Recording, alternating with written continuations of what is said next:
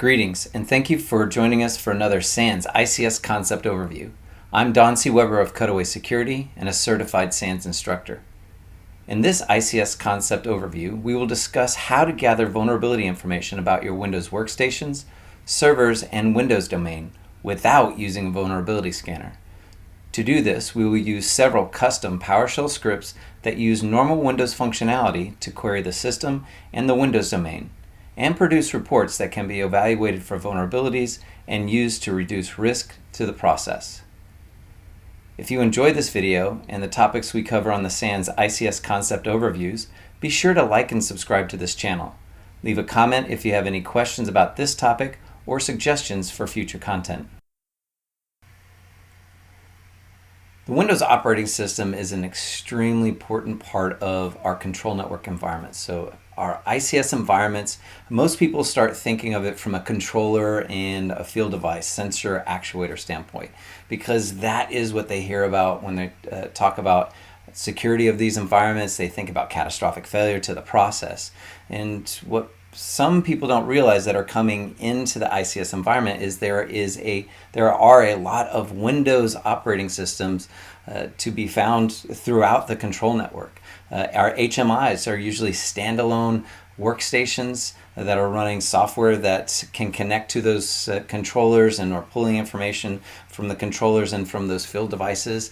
We have management servers that are also collecting information and sometimes used for control. We also have other workstations that are assigned to our engineers and our operators. And typically our servers and our engineers and operators workstations are tied to an Active Directory environment that is specific to our control network. And if we're going to secure these environments, we need to have an understanding of the hardening on those operating systems for our servers, for our workstations. And the typical way of doing that is by leveraging Microsoft's tools. As you can see here in the browser, I've gone out to the tech community site, Microsoft Security Baselines, and this is just some information about how to harden Windows operating systems, whether it's servers or it's workstations. And if you read through here, what you'll find is that if you want to check your configuration and how your systems have been hardening, you're actually going to leverage some security templates or security policies. You'll download the Microsoft Security Compliance Toolkit. This will provide you with some default security templates and policies and some other tools that are associated with group policy objects. But eventually you'll get down and you'll realize that you need to install the Policy Analyzer tool. And the Policy Analyzer tool is just a piece of software that leverages your security templates. You actually point it to a security template, and then it will evaluate that system's configuration associated with that template. You can use it. Your administrators could actually use it for the implementation of those security templates if you wanted to harden the systems. But right now we want to talk about auditing systems, not making changes to the system. But we've already talked about installing the Policy Analyzer tool. If you have the Policy Analyzer tool installed within your environment, that's great, and you can start using this to understanding the vulnerabilities within your environment. However, most of the environments that I've gone into and most of the environments that people have talked about, they don't have the Policy Analyzer installed, and as a fact, they can't install new software because that's a change to the system. They have to do a lot of planning around that. So when I was thinking about how to help people understand vulnerabilities within their Windows implementation, I couldn't be recommending the Policy Analyzer tool, or at least I had to recommend things to help them when they don't have this available to them. So I started thinking about the other capabilities with Windows, and I immediately thought about the PowerShell environment. And what I did about 2 years ago, I started this project about 2 years ago, is I thought about all of the configuration settings that I could that would help me understand the hardening of a system, whether it's a server or it's a workstation, and I pulled it all together in a single script called the Configuration Hardening Assessment PowerShell script, or CHAPS. And the majority of the checks that this script does actually comes from a blog post by Sean Metcalf called Securing Windows Workstations. And you can go out to the Active Directory security site, and this is a post back in 2016 called Securing Windows Workstation, Developing a Secure Baseline. And if you read through this, Sean's ultimate goal was to really help people identify some of the Windows features that you don't actually need to run within your Windows environment. Stuff like NetBIOS and Service Message Bus version 1. Most of our environments don't need that, or at least our corporate environments, and we need to get rid of some of those legacy settings, those legacy services that just don't need to run. We can do that within our control networks as well. So I took everything that Sean talked about in this blog post and I put it into the CHAPS script. And this will go, the CHAPS script, when we run it on a system, and we'll do that in just a second, it will check all of these settings plus additional settings, and you'll see that in just a minute. Now, we're talking about a baseline for a single system. But when I started talking about Windows within the control network, I also mentioned that there's an Active Directory environment there. Well, Sean and his team over at TryMark have come up with their own script, their own PowerShell script. And if you go to the TryMark's site, this blog post, and I'll have it in the show notes, but you can see that they have a Securing Active Directory PowerShell script now, and you can download it right here.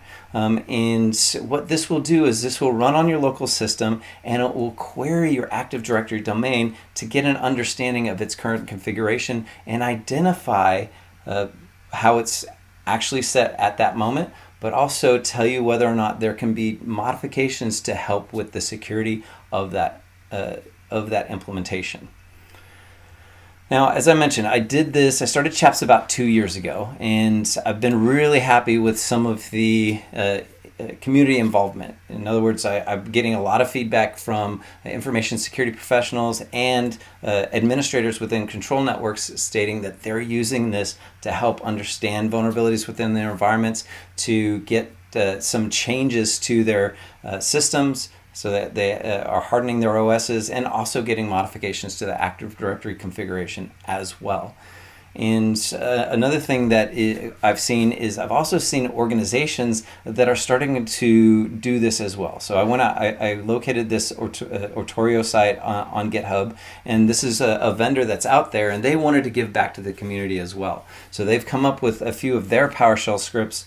We can see the top one there, GE Simplicity, and this will test a Windows system that is installing the GE software and tell you what the modifications that you can safely make to lock down, harden that OS, but also ensure that Simplicity runs. And they have another one, and we'll run this one separately. They have a PowerShell script for the Siemens Symantec PCS7 servers. So it's those servers that are running these vendor softwares, and understanding how you can harden the system while allowing that software to run.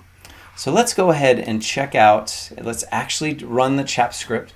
And I've got a script that I run I'll be running it from a Windows system in just a second, but I've actually created this CHAPS assessment steps README within the GitHub repository. Okay, and we'll kind of use this to start off, because in order to run a PowerShell script, you have to go grab it. And now typically, if we're doing it in a corporate environment, we'd have connectivity to the internet, and we could just reach out to the GitHub, grab the one script, pull it down, and execute it on our system. But within our control networks, we don't have that internet connectivity. So we have to download these scripts onto a system, and we have to host that locally. And that's what I've done. So I've actually, in this VM, and this is the Control Things VM that we use in the SANS ICS 410 class, I've created a tools directory, and I've downloaded the CHAPS tool, the TryMark Active Directory script, and the Ortorio scripts. And I'm hosting it in the tools directory. All right. Now we're going to run a web server out of this directory, and the web server is going to serve up these scripts.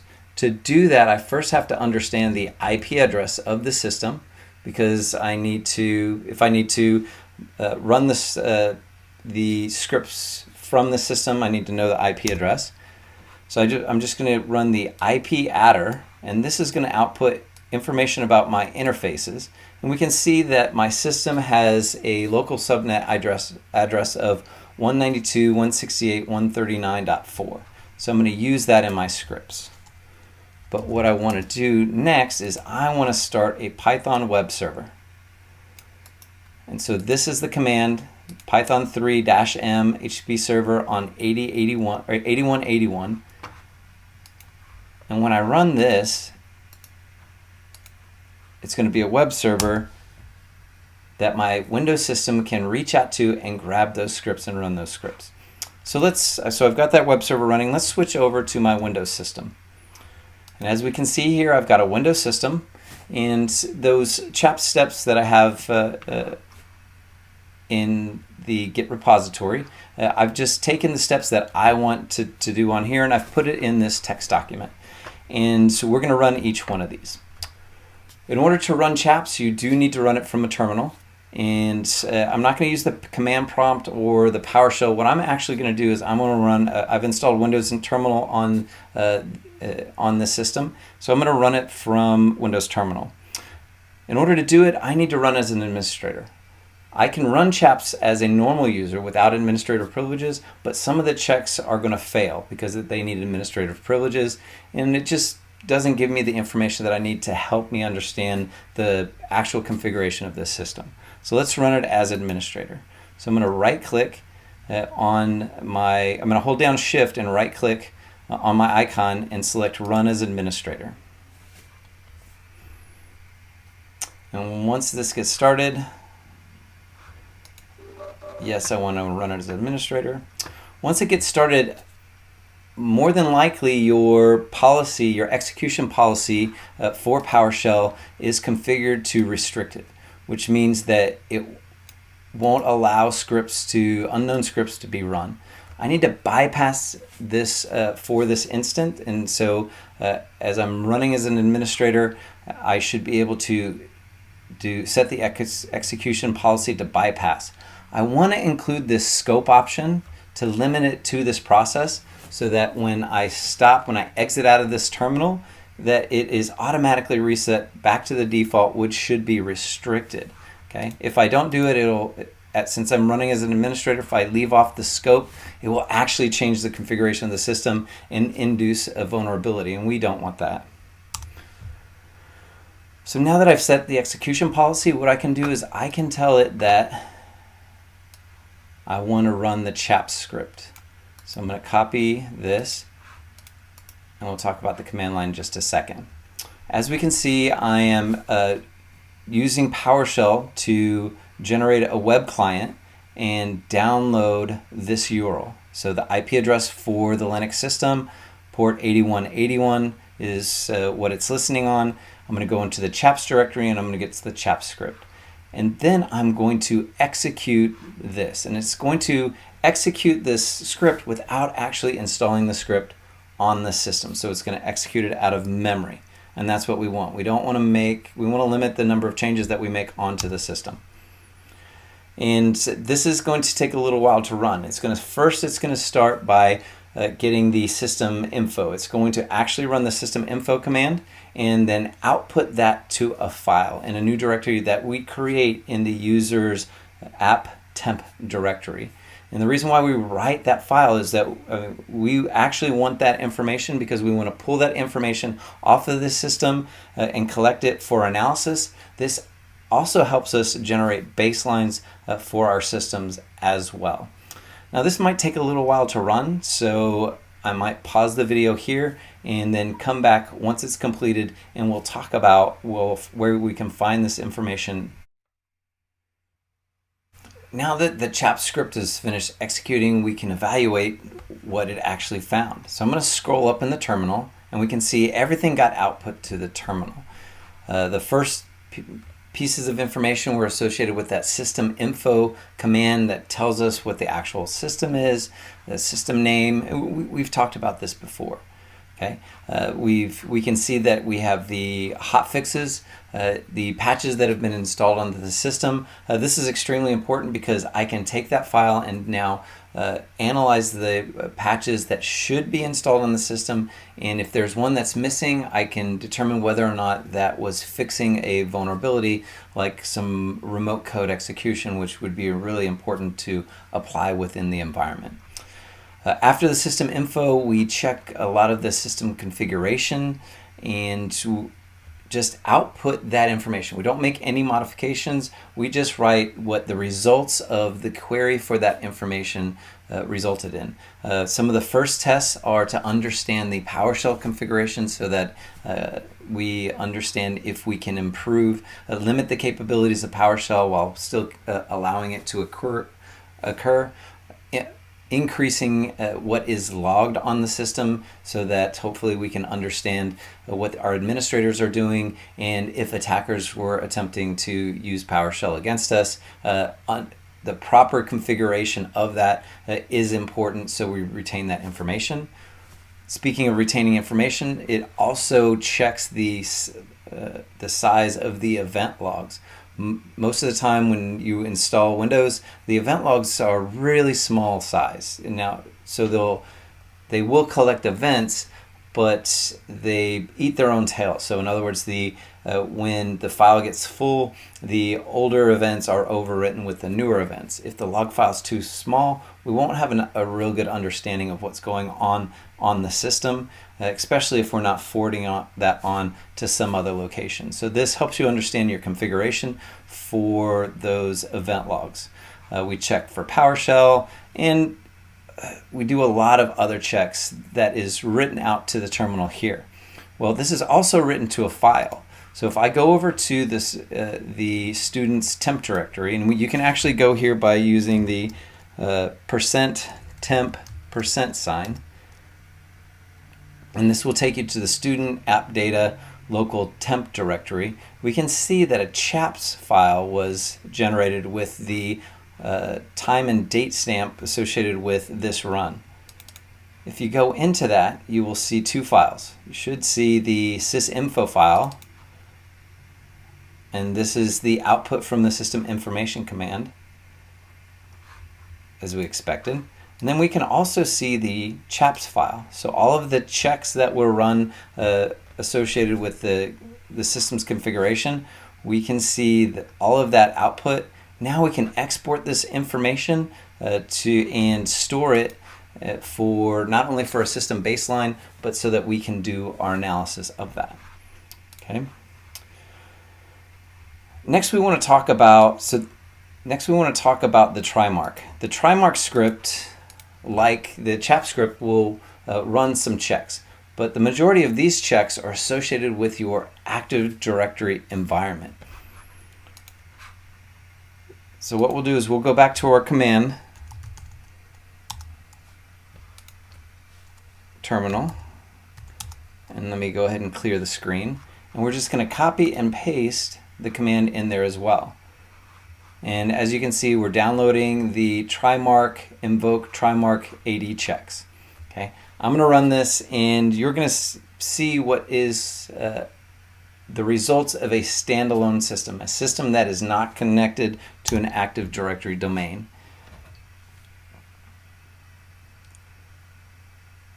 And as you can already tell, there are a lot of errors. In other words, the packages that are necessary for querying the Active Directory domain on this system are not installed. It has not been installed. There is some useful information that is output by the tool because it's associated with the local system, but the majority of the checks that are run by this script are failing because this system is not connected to an Active Directory domain.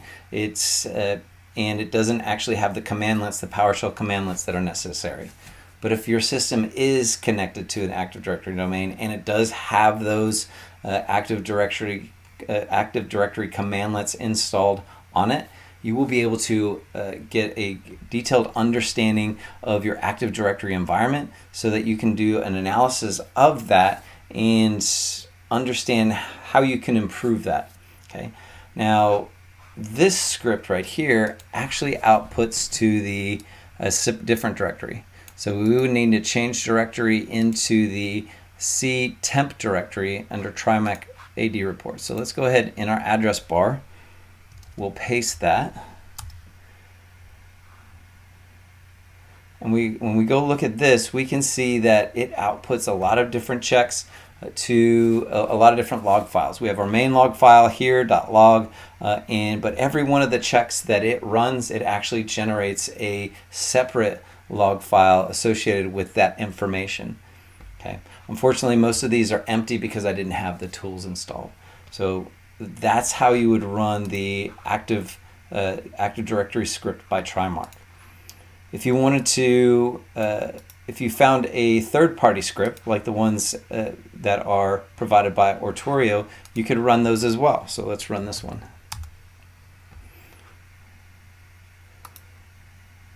So this is just downloading the Ortorio PCS hardening tool. And this one, instead of creating log files, what this will do is this will check the local operating system and then output everything to the screen. You can copy and paste it, or you can use other techniques to redirect the output into a file if you wanted to. So it looks like it's taking a moment for this to run. I'll allow this to run, and then we'll come back and review the results.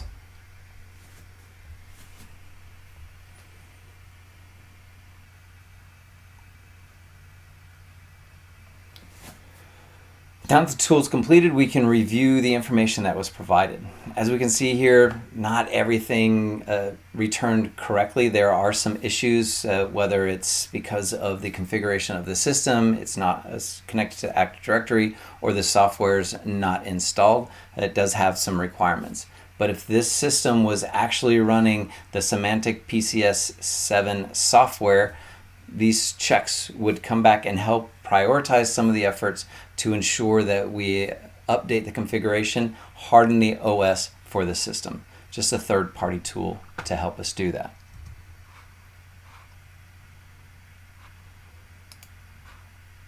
So what we talked about here is we talked about how to evaluate the configuration of our Windows environment within our control networks. And we've done it in a way that we don't have to install extra tools.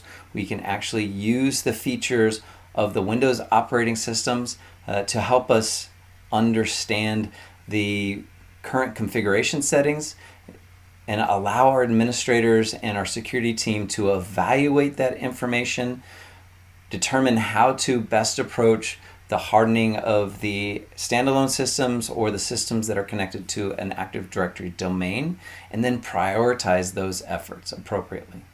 Thank you. Thank you for tuning in to another concept overview with the SANS ICS and Cutaway security teams. Please let us know if there are other topics you would like us to cover in the comments below. If you enjoyed the content, please be sure to like and subscribe to the SANS ICS YouTube channel. This has been Don C. Weber of Cutaway Security. Go forth and do good things.